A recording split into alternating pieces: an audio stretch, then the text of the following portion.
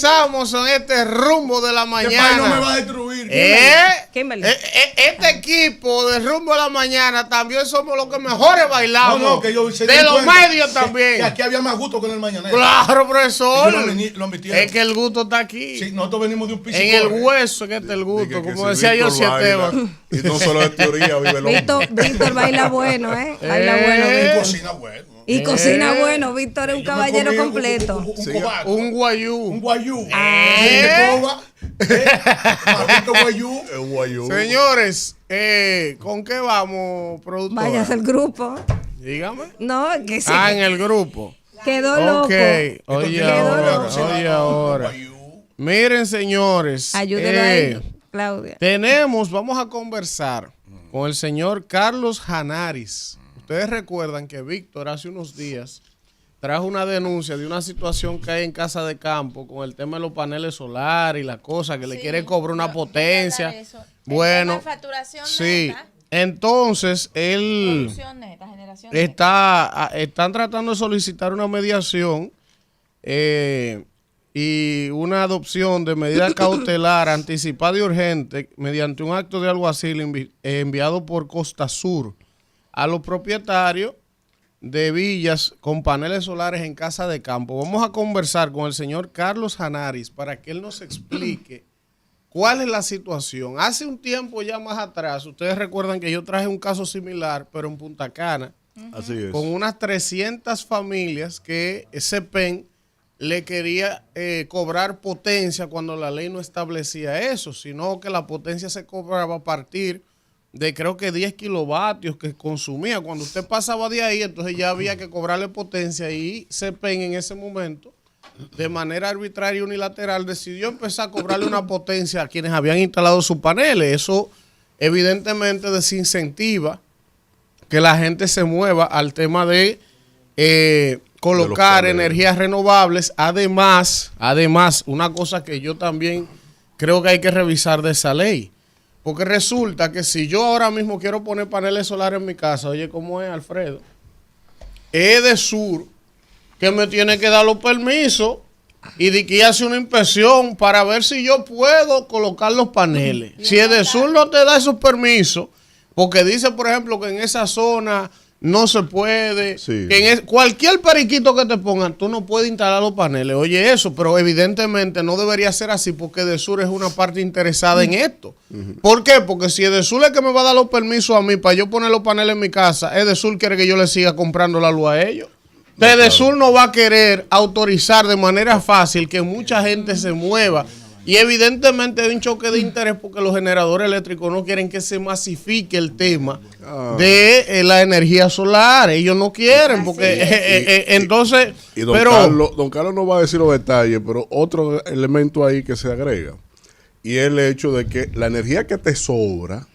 Tienen que comprarla. Tú la conectas al sistema y te la tienen que pagar a una tarifa establecida por la ley.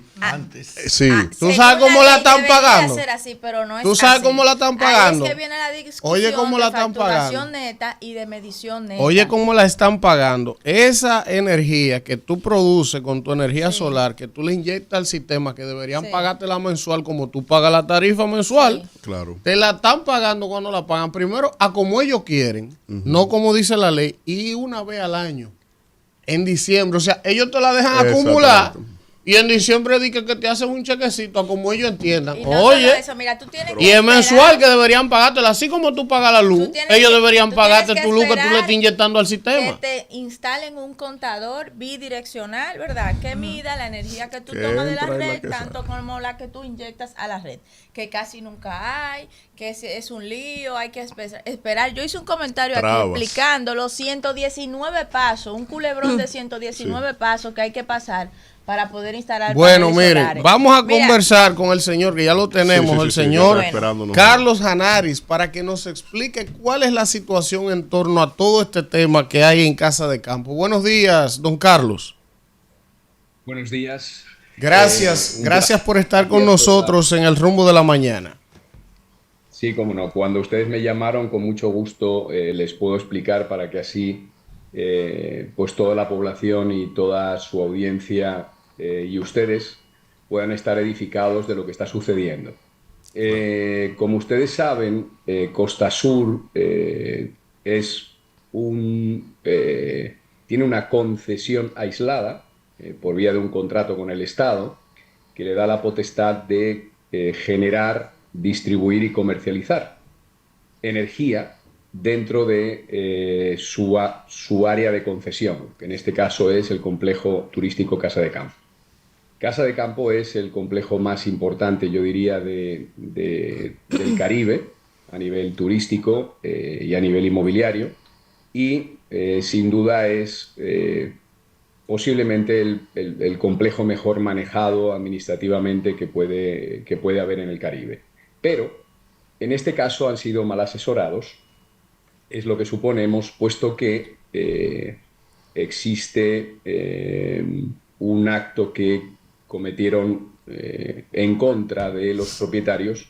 Mandaron un acto de alguacil hace como unos 20 días, enviaron un acto de alguacil a cada una de los propietarios a su casa, donde esos propietarios, solamente a los que tenían paneles solares, donde básicamente les decían que o quitan los paneles del techo o se les va a cobrar potencia.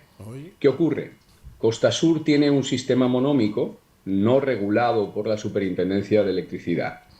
¿Qué quiere decir monómico? Bueno, ustedes saben que cualquiera que paga potencia porque consume más de 10 kilos en Edesur, en Edenorte, en cualquier distribuidora regulada por la Superintendencia, que por ley deben estar todas reguladas, pero por alguna razón a CEPEN, por ejemplo, nunca lo han regulado en sus precios, no han sacado un pliego tarifario, y CEPEN, como Costa Sur, pues pone la tarifa que considera oportuno, ¿sí?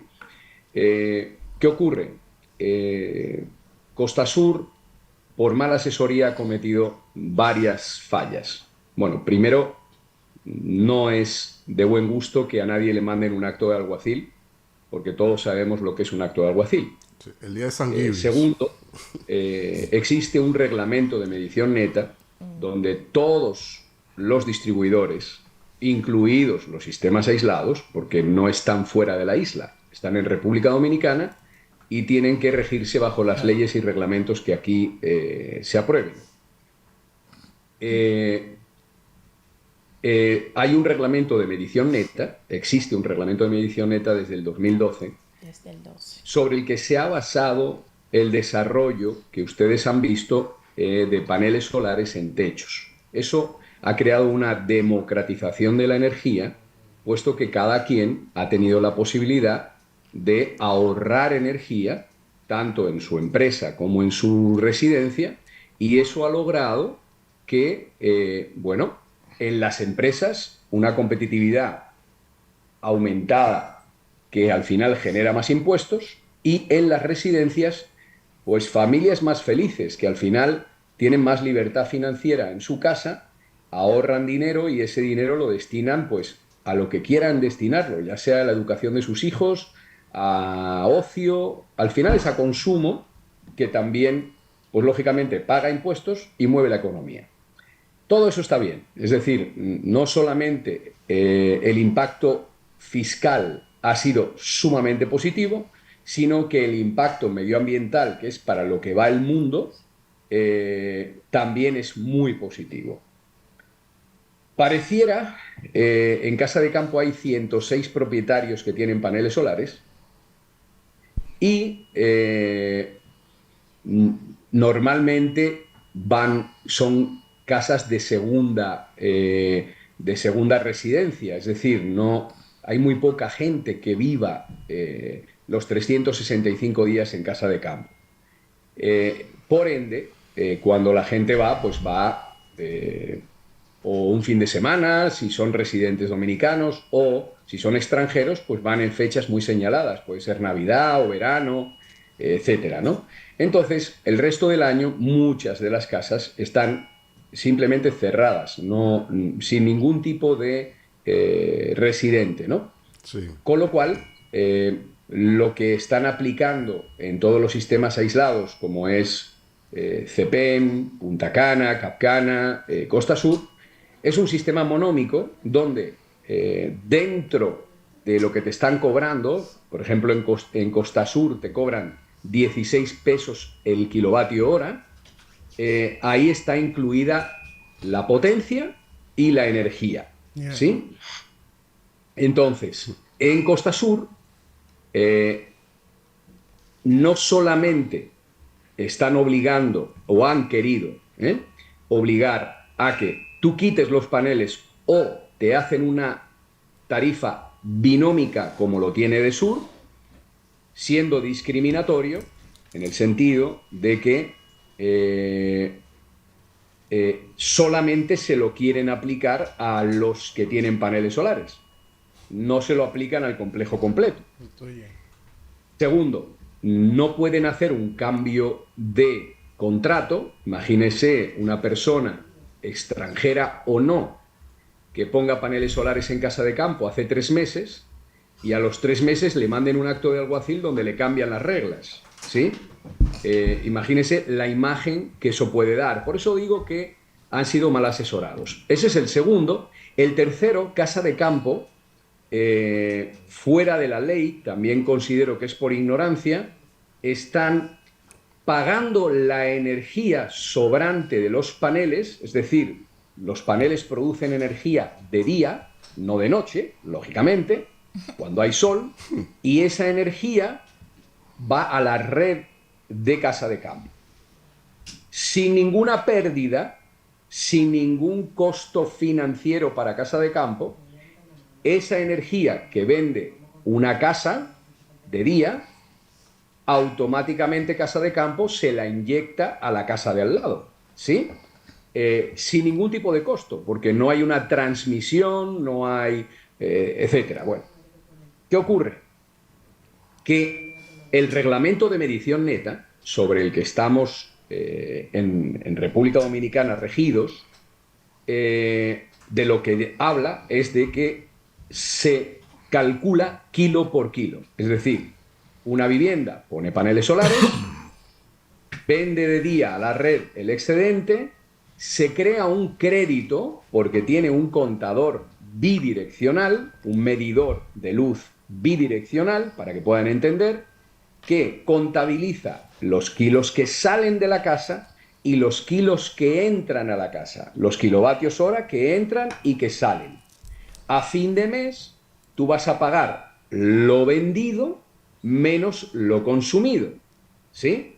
Eso se llama medición neta. ¿Qué están haciendo en casa de campo? Que también nosotros estamos solicitando a la superintendencia, por vía de una mediación que les hablaré ahora, que eso también lo revisen y tomen acción.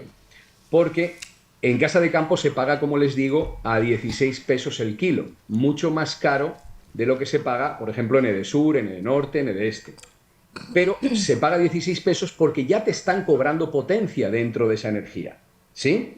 Entonces, cuando tú vendes energía de día, te la están pagando a 7,4 pesos, que es tremendo negocio para Costa Sur, sí, en el sentido de que compra una energía a 7,4 pesos, que además no tiene que pagar por ella, no necesita un flujo de caja para poder acceder a ella, y al de al lado se la vende a 16, teniendo un beneficio de 8,6, ¿verdad?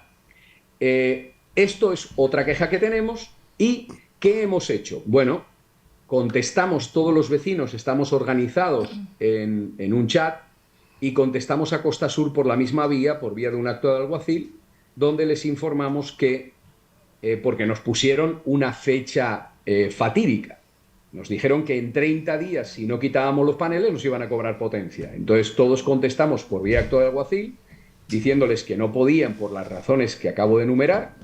No hubo contestación, simplemente hubo un comunicado de prensa y en sus redes sociales donde ellos abogaban por la energía solar, donde no es cierto el rumor. Pues sí, sí es cierto que recibimos un acto de alguacil, es cierto que estamos muy molestos todos y ahora hemos pedido, como marca la ley, una mediación al regulador. Una mediación y adopción de medida cautelar anticipada y urgente ante ese acto de alguacil que fue enviado por Costa Sur. Esa mediación ya nos han llamado, ha sido muy diligente la Superintendencia de Electricidad, nos han convocado vía correo electrónico ya en orden a todos los que hemos solicitado esa medida de esa mediación. Y, por ejemplo, yo mañana ya tengo a las 10 de la mañana una reunión donde estará Costa Sur, la Superintendencia de Electricidad, con sus técnicos y jurídicos, y yo como usuario. Esa es la realidad actualmente de lo que está pasando en Costa Sur.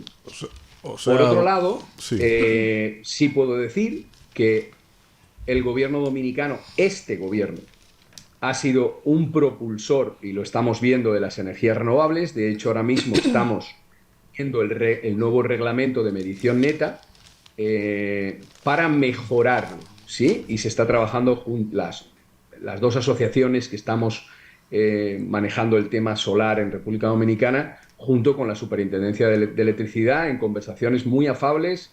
Y, de hecho, la Superintendencia ya reguló este año, que no lo había hecho ninguna dirección, ningún superintendente, ya reguló a Puerto Plata Electricidad, y lo que esperamos en los próximos 2-3 meses, que se regulen todos los sistemas aislados del país, que son 4, ¿sí?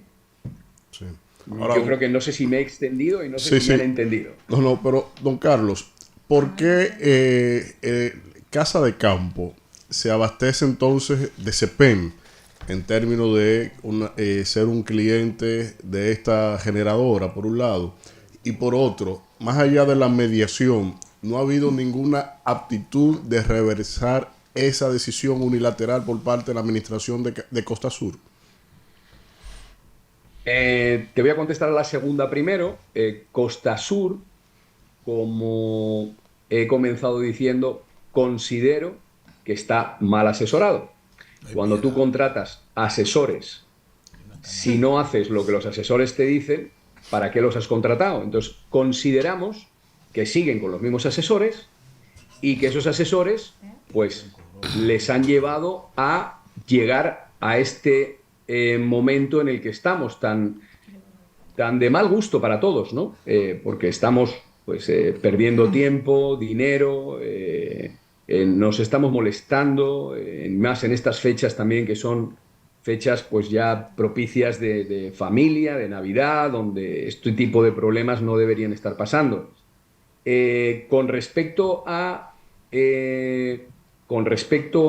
CEPEN, sí. a que Costa Sur, bueno, sí. CEPEN, que es el sistema aislado más grande del país, no sé si tiene 54.000 clientes, no debería estar comprando energía fuera de CEPEN, porque la única razón para otorgar una concesión de sistema aislado es, como la palabra lo dice, que se encuentre aislado. Es decir, tenía sentido CEPEN hace 30 años, cuando no había una línea de transmisión. Ustedes recordarán que para llegar a Punta Cana eran 5 horas y pico, ¿sí? Donde había muy poquitos hoteles, hace 40 años. Bueno, pues en ese sentido, el gobierno dominicano, el Estado, puede decir, oye, en vez de nosotros hacer una inversión de una línea de transmisión de 170, 180 kilómetros hasta Punta Cana, para al final vender muy poquita energía porque solamente hay 4 hoteles o 5 y no hay un desarrollo inmobiliario, vamos a otorgar una concesión y que haya el sector privado desarrolle esa parte. Eso hizo CEPEN en ese momento, desarrolló esa parte, pero ya hoy CEPEN no está cumpliendo con el cometido que para el Estado requiere una concesión de sistema aislado. Es decir, no es competitivo. ¿Por qué? porque ya hay una línea de transmisión que va hasta San Pedro. CEPEN, de hecho, compra energía ahí, ¿sí? Mucha de la energía que vende en Punta Cana, en Bávaro, en su zona de concesión, la compra en San Pedro. Por ende, no tiene sentido que no esté comprando en el SENI, ¿sí? En el Sistema Eléctrico Nacional Interconectado. ¿Por qué?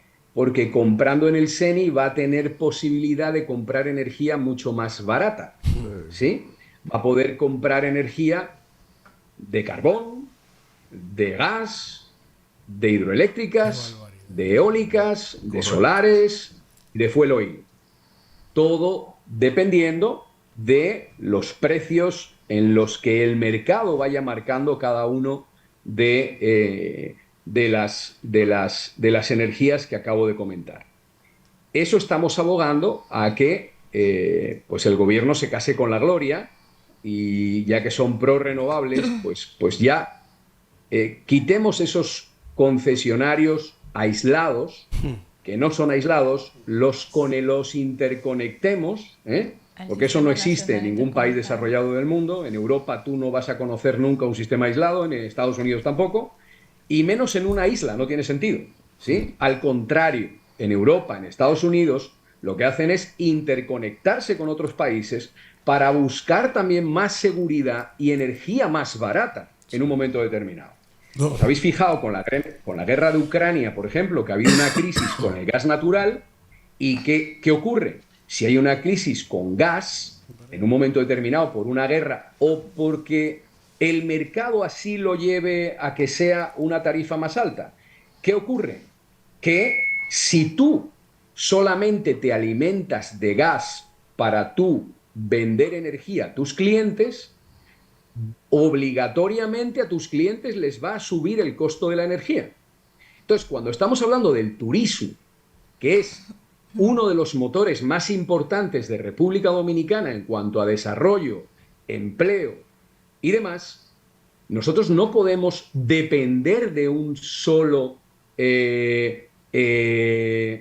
ítem energético, ¿no? Tenemos que darle más seguridad y mejores precios, porque no nos olvidemos que hoy estamos siendo exitosos con el turismo, pero otros países están haciendo cosas también. Entonces también hay que ser competitivo, ¿sí? Hay que ser competitivo en precios. Sí. Kimberly Taveras por aquí. Nosotros hemos estado teniendo la información, nos ha llegado la información de que para el próximo año probablemente la energía que se produzca ya no se va a contratar de grado a grado, sino que se va a ir a un proceso de licitación para los nuevos parques de energía solar que se produzcan en el país, y que el que tenga el mejor precio, pues ese va a poder contratar con el Estado, para saber si usted tiene alguna información sobre la misma y que le explique a la gente cuál es la diferencia entre medición neta y facturación neta, para que la gente entienda un poco cuando se están haciendo este tipo de reclamos, porque la gente no desconoce, y al desconocer pues no sabe cuál es la importancia de estos dos términos. Okay. ¿Empiezo por el primero o por el segundo? Como quieras. Sí. Vamos a ver. Bueno, empiezo por la diferencia entre medición neta y facturación neta. Medición neta básicamente es: yo te vendo la energía que me sobra de los paneles solares, porque lógicamente un domingo, por ejemplo, una empresa que tiene paneles solares está cerrada, esos paneles solares están generando energía, con lo cual la empresa no está consumiendo esa energía va a la red, ¿sí? Eso se queda como un crédito, y el lunes, cuando abres tu empresa, empiezas a consumir y, por decirlo de alguna manera, como tú le entregaste, imagínate, 1000 kilovatios hora el domingo, bueno, pues el lunes tienes 1000 kilovatios hora de crédito. Entonces, medición neta es kilo por kilo. Yo te doy 1 kilo, tú me das 1 kilo, no nos debemos nada ninguno de los dos. Facturación neta, que algunos algunas empresas interesadas, que son distribuidores, quieren que sea así, lógicamente, por sus intereses propios. Lo que desean es que ese kilo que yo entrego a la red el domingo, que tú lo vuelves a vender, no sea al mismo precio, sino que sea inferior. Pero eso ya se caería el país si eso sucede. O sea, eso no va a suceder.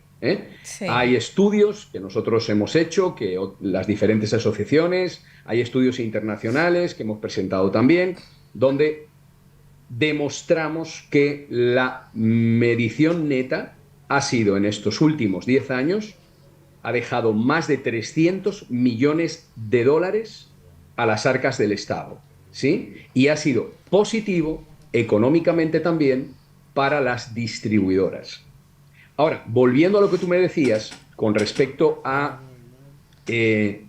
los grandes proyectos, sí, los grandes proyectos que son concesionados, que tienen un proceso muy largo para poder adquirir una concesión definitiva, luego de conseguir la concesión definitiva, la ley lo que manda es a firmar un PPA, que es un contrato de compra de energía a largo plazo.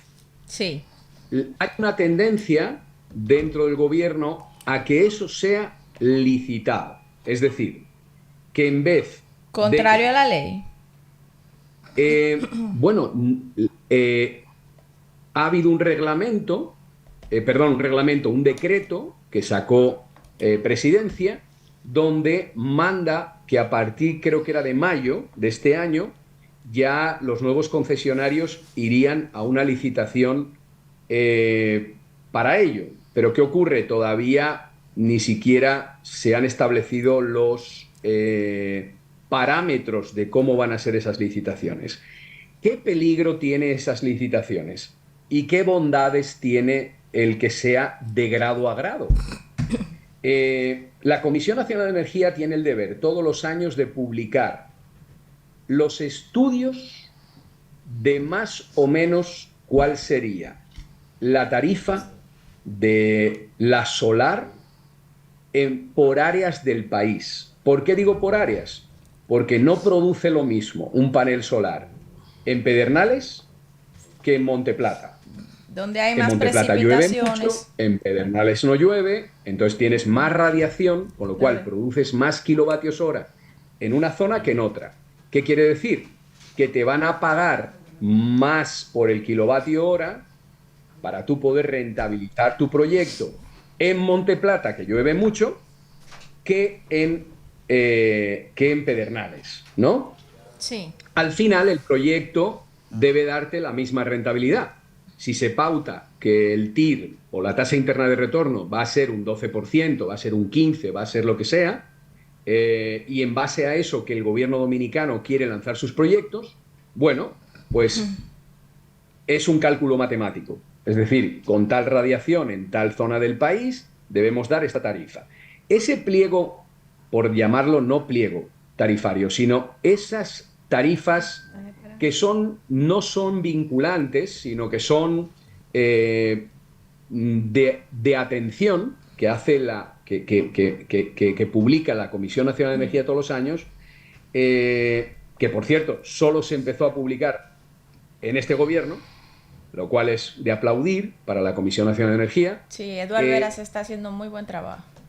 No, tremendo trabajo, sin duda. Señor Carlos. Sí. ¿Qué hiciéramos?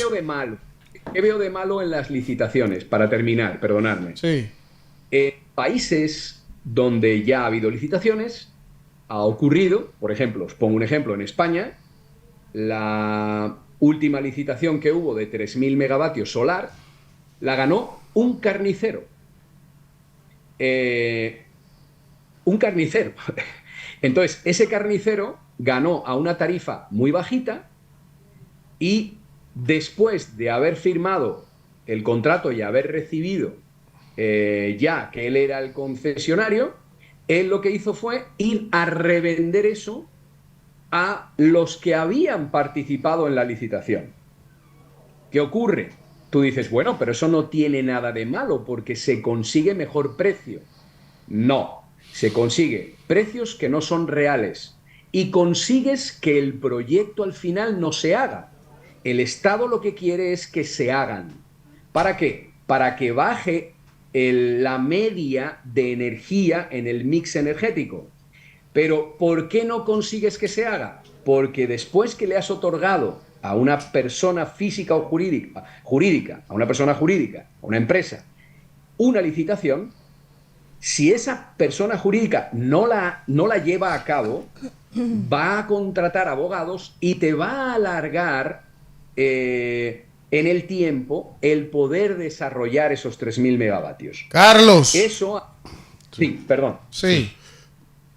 Agradecerle, ¿verdad? Por razones de tiempo. Sí. Tenemos que cortar, pero ha sido muy interesante. Ojalá pueda visitarnos en cabina más adelante para que podamos seguir debatiendo sobre todos estos temas, porque sé que va a ser un tema largo y tendido ese planteamiento que usted hace sobre ese PEN.